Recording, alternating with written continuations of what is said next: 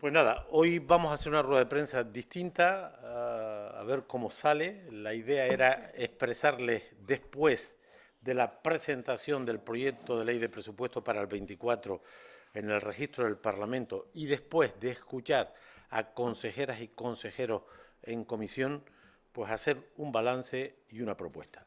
El balance lo van a hacer mis compañeras y compañeros del grupo parlamentario. Empezará Esther González, responsable del área de Hacienda y Presupuesto, pero portavoz en varias comisiones. Continuará Yoné Caraballo, también responsable de varias comisiones. Carmen Hernández, que lo hace también en torno a algunas de las áreas más sensibles de las competencias autonómicas. Nuestro portavoz remata y yo les anuncio lo que haremos frente a este presupuesto. Esther. Pues buenas a todas y a todos.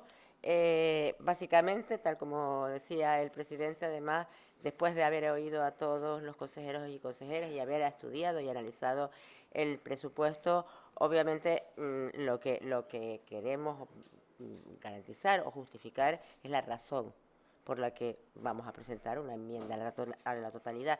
Y básicamente hay una razón que pendula sobre todos los demás porque estos son unos presupuestos por definición que representan la antología del disparate. Un presupuesto que es imprudente, un presupuesto que está trucado y un presupuesto que demuestra básicamente, y partiendo de la base que el presupuesto es la cuantificación económica de la política de un gobierno, pues un gobierno desnortado que no sabe dónde quiere ir. Y empiezo con ejemplos, voy a hablar los tributarios básicamente. Hacen un compromiso electoral, que además es el compromiso electoral con mayúscula, de bajar el GIC del 7 al 5% en los 100 primeros días de gobierno, y no solo no lo hacen, sino que suben el impuesto. La realidad es que a partir del 1 de enero del 24, los que aquí vivimos vamos a pagar más IJIC que lo que pagamos al día de hoy.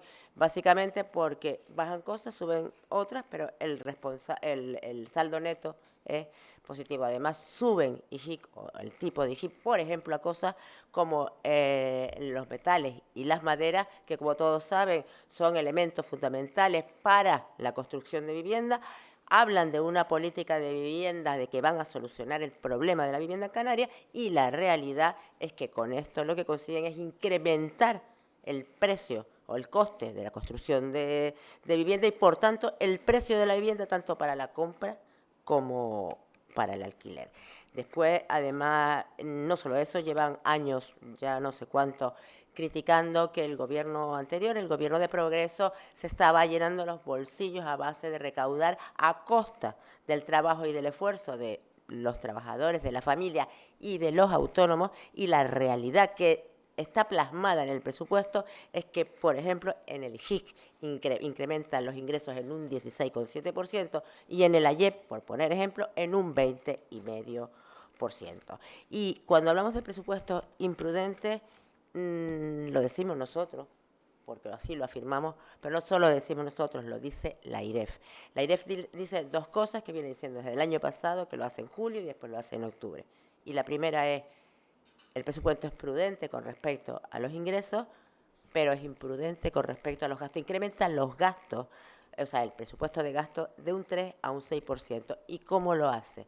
Pues, como dije antes, con un juego de trileros, trucando la elaboración del presupuesto, que ha hecho aumentar el gasto efectivo, que según ellos del 2023 va a estar en una ejecución de un 96,4%, cosa que a todas luces no es posible, y así también lo dice la IREF, y menos en un periodo de 2 elecciones, donde las administraciones pues tienden a ralentizarse. Y además dice otra cosa: que no se gaste o no se utilicen ingresos coyunturales para llevar a cabo gastos estructurales. Y de los 1.121 millones que se incrementa el presupuesto del 24 con respecto al 23, 1.000 millones están utilizados para gastos estructurales. ¿Cuál va a ser la consecuencia de todo esto? Pues que a mitad de año, tanto la IREF como la Intervención General del Estado, como el propio Ministerio, van a obligar a dos cosas: una, a retener créditos por razones presupuestarias, y la otra, a llevar a cabo un estudio de viabilidad económico-financiero para poder entrar en senda, porque no van a, o sea, porque estos presupuestos no van a cumplir con la ley de estabilidad, que, como todos saben, entra en enero del 24. Buenos días, gracias por estar aquí. Bueno, en materia sanitaria, sobre todo en la Comisión de Sanidad que tuvimos durante estos días, esta jornada, yo se lo dejé claro a la consejera. Tenemos unos presupuestos donde han puesto la mitad, han echado toda la carne en el asador y han puesto la mitad prácticamente de los presupuestos en la Consejería de Sanidad. El problema, ¿cuál es? Que la sanidad ahora mismo, por mucho que le echemos dinero, no va a funcionar. Hace falta una pensada, hace falta una reestructuración del modelo sanitario ahora mismo, porque estamos viendo que no funciona. Además, sobre todo en un área tan esencial como es la atención primaria, donde tienen que ir los cuidados más enfocados, sobre todo de mano con lo social y en el hogar, y centrados en las personas, ¿no? Pero vemos, por otro lado, como en bienestar social, que ya lo dirá la compañera Carmen, han recortado y no han subido pues esa cantidad de dinero que marca la Ley de Derechos Sociales.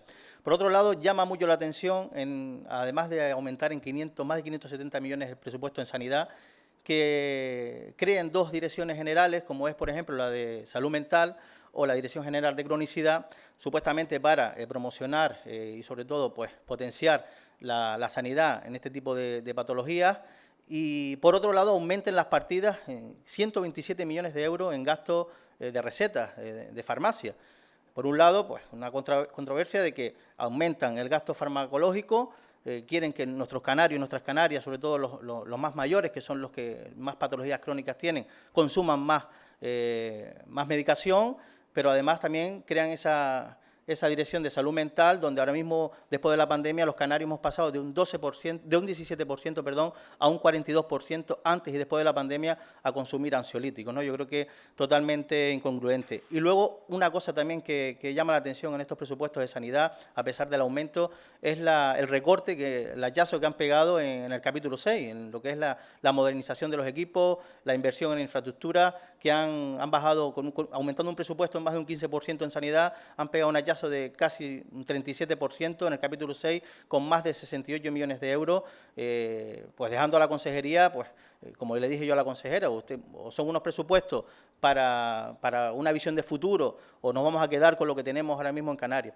En definitiva, yo creo que son unos presupuestos en materia sanitaria, aparte de mi jerga como sanitario, son unos presupuestos, como yo le dije a la consejera, más para curar que para cuidar a la sociedad canaria. Muchas gracias.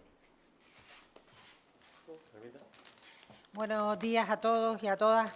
Bueno, está claro que este Gobierno ha apostado por un modelo para Canarias, un modelo de sociedad contrario al que nosotros defendemos. Para nosotros, la sociedad canaria, el país canario necesita un modelo basado en más y mejor educación, más y mejor cultura y más y mejores derechos sociales. Y veremos, cuando analizas los números, que esto no ha sido así. De un presupuesto expansivo que crece en 1.121 millones, sin embargo, vemos, por ejemplo, que en materia educativa incumplen la Ley Canaria de Educación. Recordemos que era una ley que obligaba a caminar hacia el 5%, porque todas las sociedades avanzadas, la media del Estado, la media de la OCDE, de los países avanzados de la Unión Europea, invierten al menos un 5% en educación. Canarias iba por una buena senda. En el Gobierno progresista anterior, del que formamos parte, se invirtió nada más y nada menos que 573 millones en 4 años. Por cierto, 4 años absolutamente excepcionales, marcados por una pandemia, por una crisis vulcanológica, es decir, que vivimos situaciones muy duras y, sin embargo, el Gobierno, la comunidad autónoma, hizo un esfuerzo para seguir apostando por la educación y colocamos el porcentaje en un 4,6 de inversión de nuestra riqueza, de nuestro PIB. Ahora, con esta nueva propuesta, con un crecimiento casi insultante para las comunidades educativas, el presupuesto crece solo estrictamente en educación, 69 millones. Eso significa que nos coloca al 4,2% de nuestro Producto Interior Bruto. Es decir, no solo no caminamos hacia el 5, sino que retrocedemos en un claro y preocupante camino hacia no apostar por nuestra escuela. Esto no es un tema secundario ni baladí. Esto va a impedir, por ejemplo, que sigamos escolarizando a niños de 2 a 3 años, va a impedir que sigamos apostando por un plan de choque para renovar y modernizar las infraestructuras educativas canarias, que ese asunto tiene para un monográfico, y también va a impedir apostar de manera decidida por la formación profesional. También preocupante el recorte brutal al que someten a la cultura canaria, 10 millones de euros, inaceptable, incumpliendo también la Ley de Cultura. Y por último, en materia de derechos sociales, está claro por lo que apuestan. Apuestan por una sociedad, como decía el compañero, para curar y no para prevenir. Luchar contra la pobreza y la exclusión social es también apostar por la salud. La gente enferma cuando vive situaciones de pobreza y exclusión, porque la pobreza nos lleva a la depresión. Es lógico, es razonable. Por tanto, un presupuesto que solo pone en materia de derechos sociales 33 millones más, incumpliendo también la Ley de Derechos Sociales, es un presupuesto que no va a contribuir a luchar contra la pobreza y la exclusión social, que debería ser, debe ser, uno de los grandes objetivos de cualquier gobierno que de verdad apueste por el desarrollo y el avance de este territorio, de este país. Gracias. Bueno, a modo de resumen y después de haber analizado el presupuesto y escuchado a todos y cada uno de los consejeros y consejeras y al presidente del Gobierno también en estos días. Los presupuestos creo que tienen, desde nuestro punto de vista, 5 condiciones, 5 características que nosotros rechazamos claramente. Primero, que son los presupuestos del engaño. Ya lo han planteado, son unos presupuestos que certifican el engaño electoral masivo que han hecho al conjunto de la ciudadanía. Se presentaron con un programa, rebajar el IGIC, y han hecho absolutamente lo contrario. Segunda característica. Bueno, no han rebajado el IGIC, el presupuesto crece en 1.121 millones de euros, pero es sorprendente cómo un presupuesto que crece en 1.121 millones de euros es capaz de recortar en tantas áreas, algunas de ellas tan sensibles y dependientes de las ayudas, de los recursos públicos, de las ayudas institucionales. Hablamos de 24 millones de euros menos al sector que probablemente más apoyo necesita en este momento en nuestra tierra en el ámbito económico, el sector primario. En un presupuesto que crece en 1.121 millones se le detraen 24. Ya se ha dicho, le han retirado 10 millones de euros a la cultura. Baja en 9 millones de euros el Servicio Canario de Empleo, la principal herramienta para combatir la situación crónica de desempleo en nuestra tierra. Pero es que recortan en el Instituto Canario de Igualdad, en la Agencia Canaria, en la Agencia Tributaria Canaria, recortan en políticas de cooperación, y para nosotros algo muy sensible, un ejemplo gráfico del desgobierno absoluto en estas cuentas. Bajan de 900.000 a 350.000 las ayudas al pueblo saharaui. Tercera consideración importante. Yo creo que nunca antes una ley fue capaz de incumplir tantas leyes sectoriales aprobadas por nuestro propio Parlamento. Esta ley incumple la Ley Canaria de Educación, la Ley Canaria del Sistema Público de Cultura, la Ley Canaria de Servicios Sociales, incumple con el Pacto Canario por la Ciencia, recientemente aprobado en el Parlamento, o también con el Plan Canario de Cooperación 21-24, también aprobado por el Parlamento. Cuarta consideración de estos presupuestos. Imposible calentar a tanta gente en un presupuesto que crece en 1.121 millones de euros. Primero, sus propios consejeros y consejeras. Me consta. Al presidente no se lo dirán, pero a nosotros nos lo dicen, porque es imposible que salgan tan mal en la foto muchos de estos consejeros. Pero hablo de los rectores de las universidades públicas, hablo de la plataforma del 5%, hablo de los industriales, hablo del conjunto de los sectores económicos, porque se llenaban la boca cuando llegaron de que ellos sí iban a ayudar a los distintos sectores económicos, y lo que han hecho en el conjunto del presupuesto pierde peso, cada uno de ellos con respecto al ejercicio anterior. Y la quinta, y cierro ya. Un presupuesto sirve también para determinar la importancia de los socios dentro de un gobierno. Y lo que queda claro es que el Partido Popular no pinta nada. Y me preocupa también la situación de la Asamblea Reña Independiente dentro de este gobierno, que pierde 24 millones de euros en el área que gestiona. Pero fíjense un detalle importante. Las consejerías dependientes de Coalición Canaria, 73% de este presupuesto. Las dependientes del Partido Popular, 21% de este presupuesto. Bueno, ya saben que la ley de presupuesto constituye la norma estructurante de la acción de un gobierno, porque ahí es donde se retrata el esfuerzo fiscal y las prioridades, y por lo tanto estamos ante una ley que identifica, que retrata al gobierno de turno. Hemos esperado a que se presentara la norma para opinar de ella, y hemos esperado a la presentación de consejeras y consejeros para evaluar el análisis, las aportaciones de los propios. Y ahora podemos decir, primero, que tenemos un grupo parlamentario que se lo trabaja, que se lo prepara, que es riguroso, que es alternativo, que solo 5 diputados y diputadas han dado el do de pecho en esta última semana poniendo en evidencia la capacidad de trabajo, entrega, rigor, solvencia de este grupo de trabajo. La verdadera oposición al gobierno de las dos derechas. Yo quiero aprovechar para reconocer a las diputadas y diputados de Nueva Canaria el excelente trabajo que han hecho estos días en las comisiones. No está hoy Natalia porque tenía una reunión de partido, porque es la presidenta del partido en Fuerteventura, que era importante, pero agradezco, reconozco y pongo en valor el muy buen trabajo que han hecho las 5 personas que nos representan en el Parlamento. Se ha puesto en evidencia que la política fiscal ha sido un engaño, lo han dicho.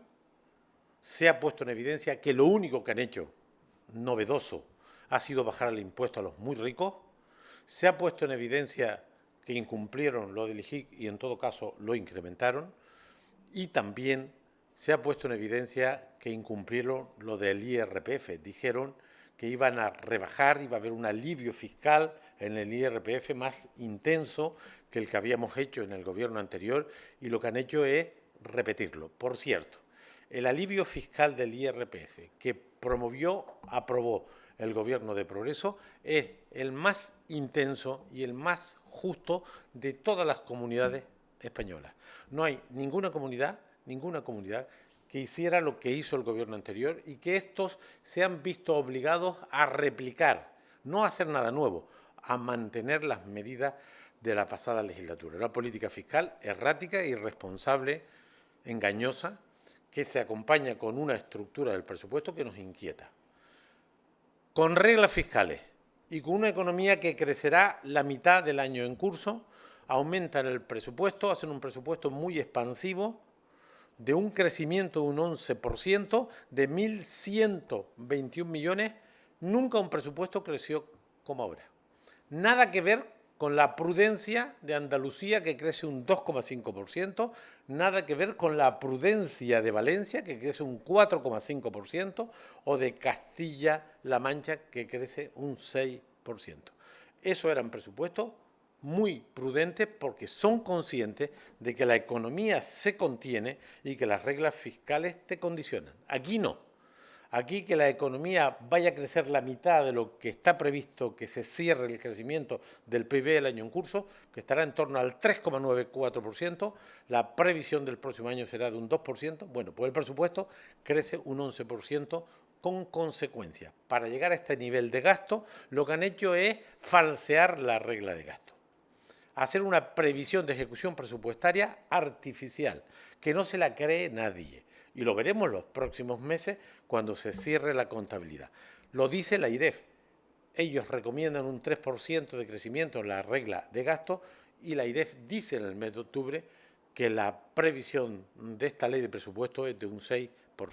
Y para rematarlo, como decía Esther, llevan el 90% de los recursos que se incrementa el gasto a gasto estructural, a gasto para siempre. Si usted lleva gasto estructural a gasto para siempre, unos ingresos que son coyunturales, el año 25-26 van a tener un problema para mantener el gasto corriente.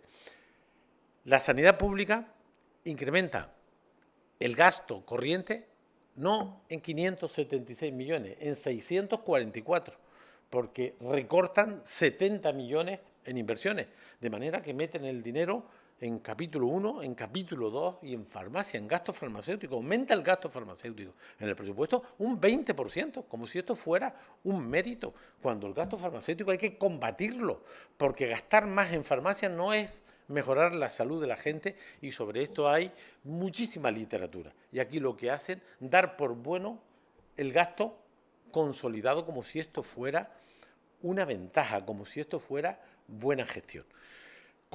Después de escuchar a las consejeras y consejeros, si ya estábamos alarmados por la política fiscal, por el crecimiento imprudente, temerario del presupuesto, por falsear la regla de gasto, lo que no hemos podido dar crédito es a la distribución arbitraria del presupuesto. De manera que políticas sensibles se recortan. No es que crezcan poco, se recortan. Tendrán menos recursos que el año en curso. Lo han comentado las compañeras y compañeras y se olvidaron de una que me parece que es muy simbólica, el Instituto Canario de Igualdad. Solo alguna comunidad de Vox ha recortado el dinero para luchar contra la violencia de género. ¿Y Canarias? El Instituto Canario de Igualdad pierde participación en el presupuesto, le recortan los recursos en una de las políticas que yo creo que hay un alto consenso que nos une a la inmensa mayoría y solo la extrema derecha se atreve a recortar en este parámetro. Pues aquí se recorta el Instituto Canario de Igualdad, que había hecho un esfuerzo en esta última legislatura muy importante para dimensionar los créditos, para poder contribuir a favor de la igualdad, pero de manera especial contra la violencia de género. Esto les retrata un presupuesto sin sentido y arbitrario. Y ahora, después de estudiar el proyecto de ley, después de escuchar a consejeras y consejeros y al propio presidente, nosotros le vamos a responder con una enmienda a la totalidad que presentaremos en tiempo y forma el día 20 del mes en curso y que le presentaremos. No será un papelillo al que algunos están acostumbrados a presentar como enmienda a la totalidad. Será un documento alternativo, un documento que ponga en evidencia la política fiscal, que ponga en evidencia las contradicciones en los ingresos. Por ejemplo, yo no sé explicar cómo es posible que eliminando el impuesto de donaciones y sucesiones, el próximo año este impuesto vaya a recaudar más que este año. Esto es imposible. Le quitan el impuesto a los ricos, que eran los únicos que pagaban este impuesto, lo eliminan. Bueno, en la previsión de ingresos del impuesto de donaciones y sucesiones para el año 24, se recauda más que el año en curso. Un 2% más que el año en curso. A ver quién entiende esto. Si eliminas el impuesto, se supone que eliminas los ingresos, o al menos parte de los ingresos, porque sí es verdad que hay un decalaje en la declaración de las herencias y de las donaciones. Pero esto no se entiende. Le daremos buena respuesta a la política fiscal de este gobierno, pondremos en valor la política de rebaja, de alivio fiscal del IRPF que ellos criticaron y que se ha convertido en la política fiscal más justa del conjunto del Estado. Pondremos en evidencia el riesgo que corre esta comunidad con el falseamiento de la regla de gasto. Con el falseamiento de la regla de gasto, pondremos en evidencia que es irresponsable y se volverá en contra de la mayoría social, también del gobierno, se volverá en contra del gobierno, colocar en gasto para siempre recursos que son coyunturales y, por supuesto, criticaremos una distribución arbitraria del presupuesto porque no hay quien entienda que teniendo más recursos que nunca se haga tanto daño a sectores estratégicos, a políticas que estructuran y deben responder a una sociedad moderna. Por lo tanto, cumpliendo con nuestro deber de oposición crítica, rigurosa, alternativa, firme y coherente, presentaremos esa enmienda a la totalidad. Y decimos que no se nos caen los anillos para apoyar al Gobierno donde entendamos que están en la línea adecuada y correcta. Lo hemos hecho en el tema migratorio.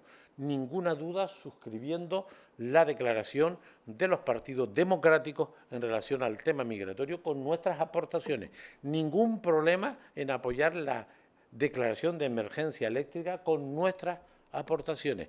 Y estaremos ningún problema en apoyar al Gobierno de turno en función de ese debate abierto de la condonación de la deuda, aunque habrá que ponerse de acuerdo en qué término. De manera que este es un partido que está en la oposición, que critica y presenta alternativas al Gobierno de turno, que lo controla y daremos buena cuenta de la ley de presupuestos en esa enmienda a la totalidad, pero que no se nos caen los anillos, ponernos al lado del Gobierno, apoyando a las instituciones canarias, cuando entendemos que los intereses generales de Canarias están en juego. Así que les agradecemos su presencia hoy para escuchar este balance y esta propuesta de enmienda a la totalidad y nos ponemos a disposición para hablar de esto o de lo que quieran. ¿En esa enmienda a la totalidad, básicamente, qué es lo que proponen ustedes? No, la presentaremos.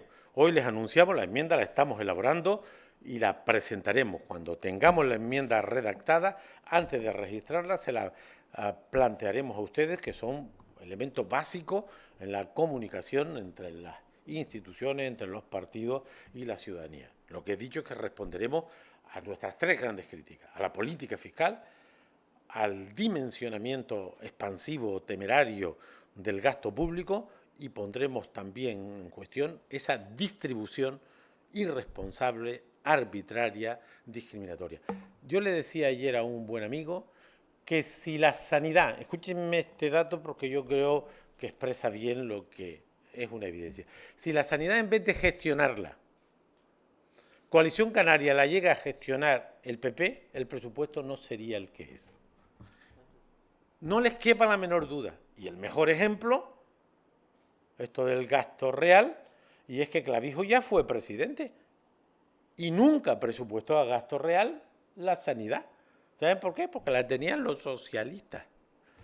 Por cierto, le dijo a Luis que el gasto real es no engañar a la gente. O sea, que él engañó el año 15, 16, no, 16, 17, 18 y 19. Porque en todos esos años la desviación del gasto sanitario estuvo entre el 12 y el 17%. 480 millones. 498 millones en el año 19. Ese es otro cuento. Montan relatos, tienen quien les apoye en montar los relatos, eso también es verdad, pero se pone en evidencia que la razón de la distribución del presupuesto es la peleita que ya tienen entre ellos. 75% del presupuesto en manos de Coalición, 25% en manos del PP. Los sectores económicos, que se suponían eran una de las claves, pierden participación, no, en algunos casos se recorta la participación. Le hace sector primario o turístico, que crece pírricamente, de manera que este es un presupuesto que responde a los intereses tácticos, a los intereses personales de los dirigentes. Y luego daba pena ver en las comisiones, yo las seguí, daba pena en las comisiones ver a algún consejero y sobre todo alguna consejera que cuando no estaba en política decía justo lo contrario de lo que ahora está defendiendo, expresando el patetismo esto de las contradicciones y la incoherencia extrema, ¿no? ¿Se nos puede hacer una valoración de ese acuerdo ya entre el PSOE y Junts? Y al hilo de ese acuerdo también la presidenta de la Comunidad de Madrid esta mañana decía que era el comienzo de la dictadura. Bueno, yo les digo lo siguiente. Yo llevo un tiempo en esto de la actividad política, desde la juventud, y viví la transición y he vivido toda la democracia. Y he escuchado eso de que se rompe España y se acaba la democracia muchas veces. Y ustedes que son más jóvenes lo habrán escuchado también más veces. Yo creo que ni se rompe España ni la democracia está en peligro. Ese es un cuento de la derecha cada vez que pierde el poder, cada vez que está mal colocado en las estructuras del poder. Eso no quiere decir que no haya derecho a debatir, a discutir, a oponerse y a manifestarse con las reglas en la mano. De manera que es muy importante frente al tremendismo del Partido Popular y de Vox y de los fascistas que hemos visto estos días en las calles, de los nazis, de los violentos, de los vandálicos. Al margen de eso, insisto, ni se rompe España, ni se va a acabar con la democracia. Dicho eso, hace 90 días, no hace 7 años, los ciudadanos y ciudadanas españoles eligieron a 350 diputados y diputadas. Y a partir de ahí, con la democracia y las reglas de las Cortes Generales, se pueden conformar mayorías políticas en base a los acuerdos programáticos correspondientes. A mí no me gustó nada la posible mayoría que se intentó con PP y Vox. Tuvieron a 4 votos, ¿no? A 4 creo que fue, de conseguir la mayoría. A mí me hubiera dado un gran disgusto tener a la extrema derecha gobernando España, pero cabía de haber conseguido 4 votos más. Es más, casi todos los pronósticos decían que iban a ganar por mayoría absoluta el PP y Vox. Fue la ciudadanía quien le dio la vuelta a los pronósticos. De manera que es legítimo que se conformen mayoría. ¿Con qué programa? ¿Qué programa conocemos nosotros razonablemente bien? El programa del Partido Socialista con Sumar. Y yo les tengo que decir que en Nueva Canaria coincide en lo sustancial con el programa del Partido Socialista y de Sumar. Coincidimos con su política económica, con su política fiscal, por ejemplo, eso de los impuestos a la banca, los impuestos a los grandes patrimonios.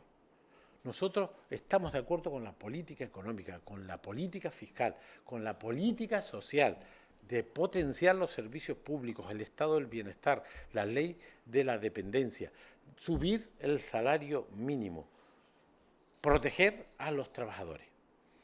Y si estuviéramos allí, apoyaríamos ese gobierno por esto, pero con una condición: nuestro programa de defensa de Canarias. ¿Y qué pediríamos nosotros si estuviéramos allí para defender a Canarias? Primero, que se respete el estatuto, que se respete el régimen económico y fiscal de Canarias, que la financiación autonómica que se va a discutir preserve los recursos fiscales del REF al margen. Reclamaríamos que se financiaran los trenes de Canarias, que nadie lo está reclamando, y que es de justicia que Canarias participe de la política ferroviaria continental española.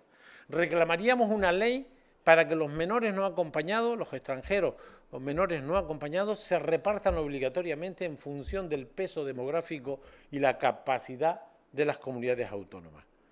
Porque no hay derecho a que esta comunidad fronteriza trate en solitario un problema muy difícil, que es atender a 4.800 menores. En esa declaración, que estuvo el compañero portavoz Luis Campos, nosotros enmendamos esa declaración para reclamar una ley que reparta a los menores en el conjunto del Estado. Si puede haber una ley para la amnistía, imagínense ustedes si cabe en el marco constitucional una ley para repartir justamente a estas personas, para que se les atienda bien, a pesar de la resistencia de las derechas a atender a la gente que tiene un color de piel distinto al nuestro. Porque no hubo reticencia con los 220.000 ucranianos que llegaron los últimos años a España. Los fueron a recibir a los aeropuertos. Pues han llegado 36.000 personas del continente africano, pero la diferencia es que unos son negros y los otros son blancos. Esta es la diferencia, y es terrible, es durísimo, es grave lo que nos pasa. De manera que sí a un gobierno del bloque progresista con las condiciones de una agenda, con una propuesta canaria. Y luego está una diferenciación que yo les quiero hacer, es porque me parece elemental. Una cosa es la investidura y otra son las leyes que dependan del nuevo gobierno.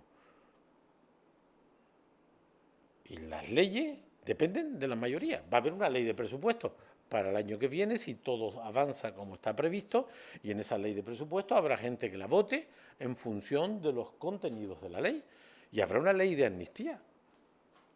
De manera que cabe votar la investidura y no votar la ley de amnistía si entiendes, cuando la conozcas, que vulnera, que genera problemas. Y sobre esta polémica, porque no lo vamos a eludir, yo creo que la ley de amnistía la ponen sobre la mesa los independentistas. Si los socialistas hubieran tenido mayoría absoluta, no habría amnistía. Para hablar claro, la amnistía aparece porque las matemáticas parlamentarias posibilitan que los independentistas condicionen esas mayorías y ponen sobre la mesa sus exigencias, que son legítimas. Ya veremos si son legales. Y se ha puesto en marcha un proceso de diálogo que parece ser va a concluir en una propuesta de ley sobre este tema. Ya veremos. Esa ley tiene que ser compatible con la Constitución española, porque si no, no sale adelante. De manera que si hay una ley de amnistía con los apoyos que sean suficientes, luego va a tener seguro que pasar por el Tribunal Constitucional, porque va a haber 7.000 recursos. Todo el que pueda recurrir va a recurrir. Las comunidades autónomas del PP, 50 diputados, 50 van a recurrirla. Y si cuando pase por el Constitucional es inconstitucional, pues los contenidos no se aplicarán. Así de claro. Y si es constitucional, pues los contenidos se aplicarán. Fíjense si estamos en un Estado de Derecho y unas reglas del juego estructuradas. El Estatut del año 2006, por cierto, yo estuve en la ponencia de ese Estatut porque era diputado de las Cortes Generales, siguió todos los procedimientos. El PP, que tiene mucho que ver con la crispación territorial, lo recurrió al Constitucional y el Constitucional se cargó un conjunto de contenidos. Y esos contenidos no se aplicaron porque el Constitucional interpretó que había contenidos del Estatut que eran inconstitucionales. Pues si hay una ley de amnistía que la apoyarán los que estén de acuerdo, pues tendrá que jurídicamente ser compatible con la Constitución, y luego está la parte política. Hay gente que arriesga apoyando esa ley. Legítimamente yo creo que en Cataluña va a tener una amplia base social la amnistía, y en España es más discutible, entre otras cuestiones, porque la derecha tremendista también está colocando las cosas donde las está colocando. Pero yo confío, por el tiempo que llevo en la actividad política, por la capacidad que sé que tiene la sociedad española, nuestras instituciones, nuestra pertenencia a la Unión Europea, a la comunidad internacional, que ese cuento de que se rompe España y que se acaba con la democracia no va a pasar. Ese riesgo lo vivimos a principios de los años 80, cuando los militares intervenían en política. No hay riesgo más allá de alguna algarada, de algún vandálico, de alguna salida de tono, de algún irresponsable, que siempre los va a haber. Hay cauces para que la mayoría de los representantes del pueblo, si deciden un gobierno, se tiene que atener a las reglas y, por lo tanto, vamos a esperar ese acuerdo. Nosotros opinaremos, aunque no tengamos que votar a la investidura, sobre la investidura, y opinaremos también en su momento sobre esa ley de amnistía, que tiene un recorrido jurídico y que tiene un recorrido político. Y yo estoy convencido que ambos recorridos se harán con la normalidad democrática. Y quien se equivoque, en democracia sabe qué es lo que le pasa, lo pagan las urnas. Si tú haces una propuesta que no entienden tus electores, por las razones que sean, tus electores toman nota y cuando les llames de nuevo a votar, te dirán que no. De manera que los actores que están en primera línea de la política española tienen que evaluar no solo la compatibilidad de lo que hagan con la legalidad vigente, sino tienen que medir, y allá ellos, lo que hagan con lo que piensa la mayoría social, o al menos lo que piensan cada uno de sus votantes. Yo creo que normalidad democrática, normalidad institucional, respeto a las reglas y que cada palo aguante su vela, y que unas veces te toca estar en el gobierno y otras te toca estar en la oposición. No puede ser que se rompa, te lleves la pelota cuando no te toca jugar como gobierno, que es lo que están haciendo las derechas en España, ¿no? Señoras, señores, muchas gracias. Muy rápido la